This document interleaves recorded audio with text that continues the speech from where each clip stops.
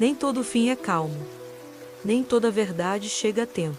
E às vezes a despedida não traz paz, traz perguntas. Eu entrei naquele hospital achando que seria só mais uma visita, como todas as outras. Um buquê de flores baratas, um sorriso ensaiado e aquela esperança sem nome de que ele melhoraria. Mas naquele dia, meu pai me olhou diferente, como quem enxerga o fim e sabe que não pode mais calar. Disse que precisava me contar uma coisa, uma só, mas que mudaria tudo.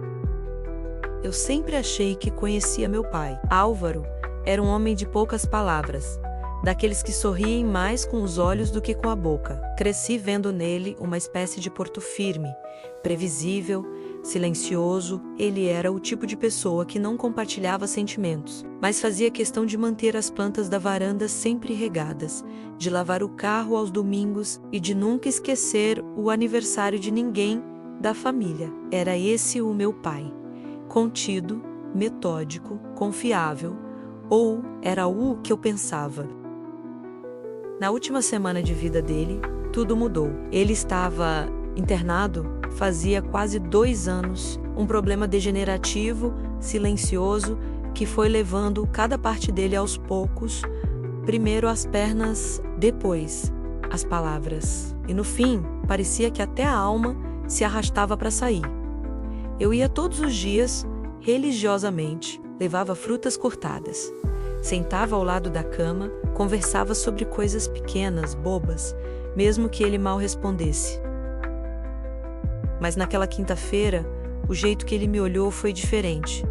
Não era mais o olhar de um velho cansado, era o olhar de quem tinha pressa, como quem guarda algo por tempo demais e não pode morrer com isso no peito. Ele segurou minha mão com mais força que o normal.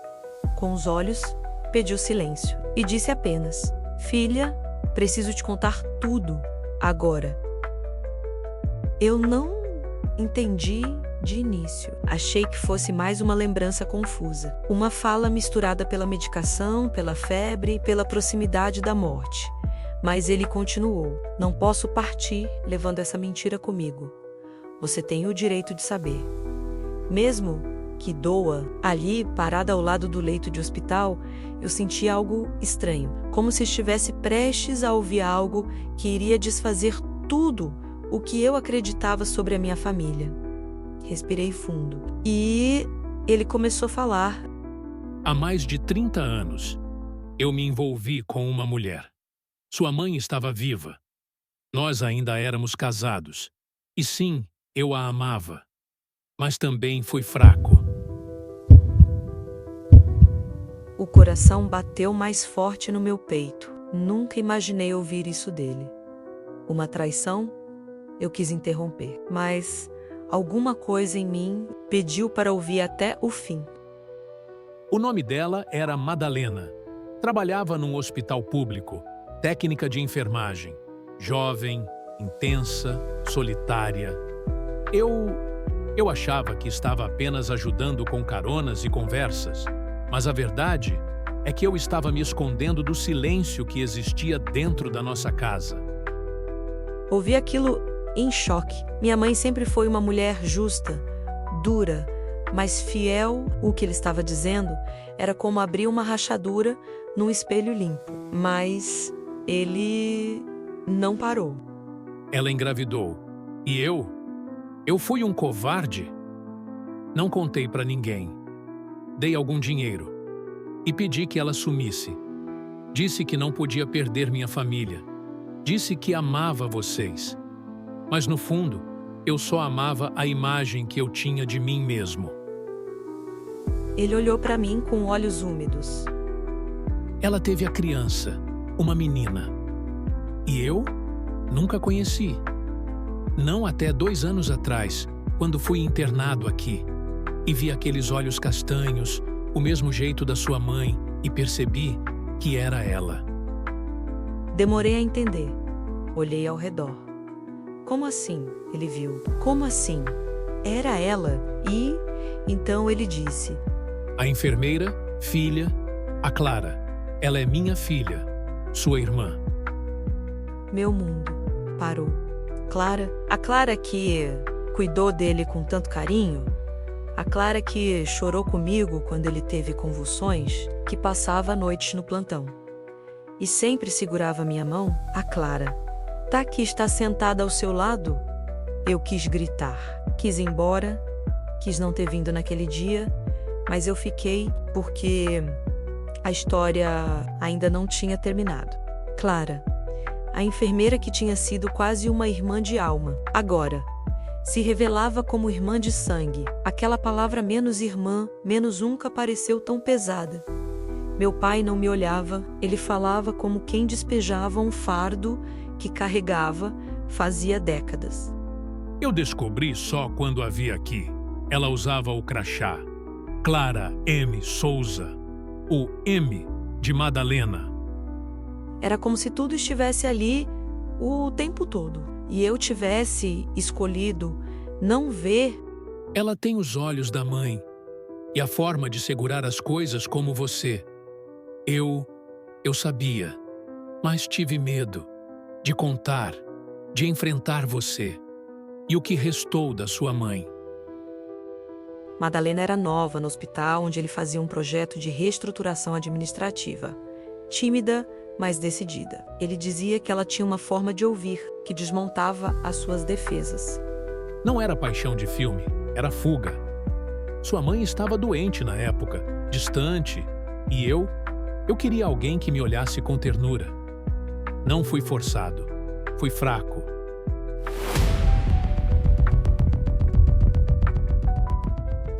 Madalena engravidou no 3º mês de relacionamento, e quando contou, ele pediu silêncio. Paguei o aluguel dela por um tempo, mas nunca fui a uma consulta. Nunca vi a barriga crescer. Nunca segurei Clara no colo. Ouvir aquilo me cortava por dentro. Não só pela traição à minha mãe, mas porque, no fundo, eu conhecia essa história. Quantas mulheres foram caladas com dinheiro? Quantas Claras existiam por aí, crescendo sem um pai, carregando sobrenomes incompletos? Mas o que me feriu foi outra coisa. Meu pai não a reconheceu quando ela nasceu, nem quando completou 10, nem 20. Só quando a viu de jaleco, cuidando dele, já velho e doente. Ela sabia, filha. Ela descobriu por conta própria, mas nunca me cobrou. Só cuidou de mim, em silêncio. Eu engoli em seco, porque sim, Clara sempre foi gentil, sempre esteve ali e nunca esperou nada em troca. Mas como? Como ela conseguiu olhar para mim, chamar minha mãe de uma mulher admirável, sorrir ao meu lado, sabendo que era filha do erro? Ela não queria destruir nada. Meu pai sussurrou. Ela só queria estar perto. Meu peito doía. Por minha mãe. Por mim. E até por Clara. Porque que tipo de mulher carrega a verdade nos olhos por anos? Mas então meu pai me lançou o golpe final. Quero que você reconheça ela, legalmente, e divida tudo o que tenho com ela. Foi como se ele tivesse me dado a herança e arrancado meu coração junto.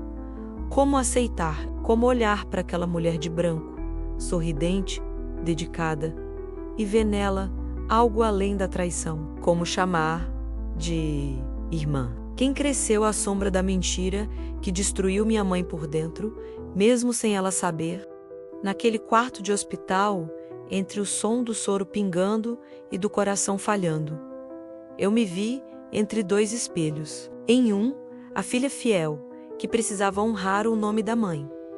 No outro, a mulher adulta, que podia escolher perdoar. E ainda assim, eu não disse nada, porque às vezes o silêncio é a única resposta possível. Eu queria sair do quarto sem dizer uma palavra. Queria puxar a Clara para sair junto comigo, pois a irmã de meu pai havia acabado de entrar e não queria que ninguém soubesse da traição. Teria deixado meu pai ali, com a respiração entrecortada, com o peso de ter dito tudo tarde demais. Minhas mãos tremiam, meu estômago embrulhava. Eu não sabia se queria chorar, gritar ou desaparecer. E então, Clara parou em minha frente, encorajada a resolver tudo. A mulher que tinha me abraçado tantas vezes, a enfermeira que chamava meu pai de seu Álvaro com ternura, a irmã que eu nunca soube que tinha me olhou com dor, não com medo, não com culpa, com uma dor silenciosa, como quem carrega um luto que nunca pôde mostrar. Eu nunca quis machucar você. Nunca quis ocupar espaço nenhum. Só queria estar perto dele, nem que fosse no fim. Minha vontade era explodir, de todas as maneiras, mas ao vê-la ali, sozinha, pequena, eu só consegui perguntar por quê. Porque ele era o meu pai, e eu nunca tive chance de chamar ele assim. Foi como levar um golpe. Eu que tive o pai presente todos os domingos, que recebia abraços, conselhos, repreensões, e mesmo no silêncio, senti que ele estava ali. Ela não teve nada disso. Eu te admirava. E admiro. Sua mãe foi uma mulher incrível. Eu nunca quis roubar o que era dela. A raiva virou nó. E o nó virou lágrima. Era como tentar odiar alguém que só tinha amado em silêncio. No dia seguinte, meu pai faleceu. Ele partiu dormindo, como se depois de tudo pudesse finalmente descansar. No bolso do pijama dele havia uma carta, endereçada a nós duas. Minhas filhas, sei que não mereço o perdão de nenhuma das duas. Vivi tentando manter minha imagem e falhei com vocês por covardia.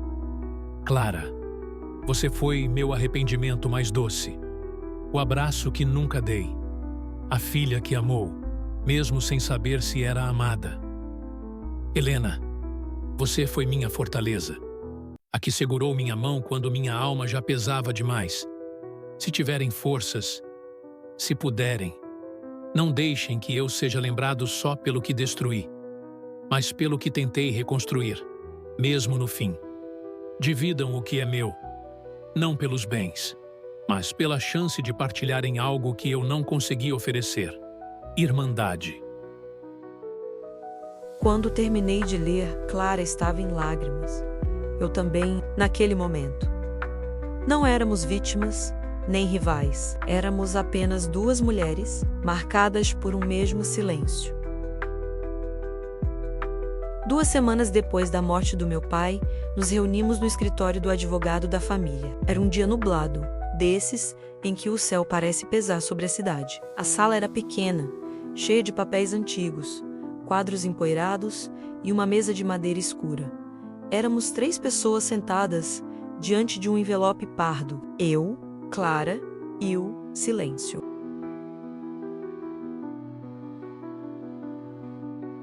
O advogado, um homem que conhecia minha família desde os tempos em que eu ainda usava tranças, pigarreou e disse com calma: O senhor Álvaro deixou sob minha responsabilidade o registro deste testamento em cartório há pouco mais de 4 meses e pediu que fosse lido na presença de ambas. A mão dele deslizou o papel lentamente. A voz dele era estável, mas as palavras cortavam como navalha. Declaro, sob total consciência e responsabilidade, que reconheço como minhas 2 únicas filhas, Helena Vasconcelos Mendes, minha filha de sangue e história, e Clara Madalena Souza, minha filha de sangue e silêncio.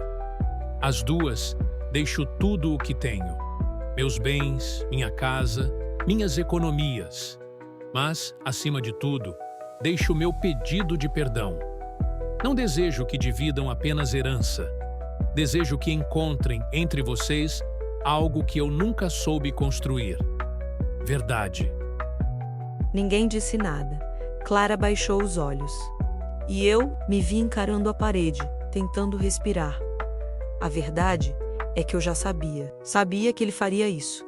Sabia que estava certo. Mas quando você ouve, é diferente. Porque cada palavra tem o peso de uma lápide. Cada vírgula é um corte aberto. E cada nome é uma nova cicatriz. Quando saímos dali, Clara não disse nada. Ela apenas me entregou um envelope, um papel com a assinatura dela, abrindo mão de metade da herança. Eu não quero nada, só quero paz. E o direito de lembrar do meu pai, sem culpa. Mas eu recusei. Segurei aquele papel, rasguei na frente dela, porque naquele instante eu entendi algo que o tempo inteiro me escapava. O que ela queria nunca foi dinheiro, foi pertencimento. Hoje, às vezes, ainda sonho com ele, sentado naquela varanda, cuidando das plantas. Como se nada tivesse acontecido, como se estivesse em paz. Talvez esteja, porque no fim, as verdades que ele tentou esconder foram as únicas que o libertaram e a nós também.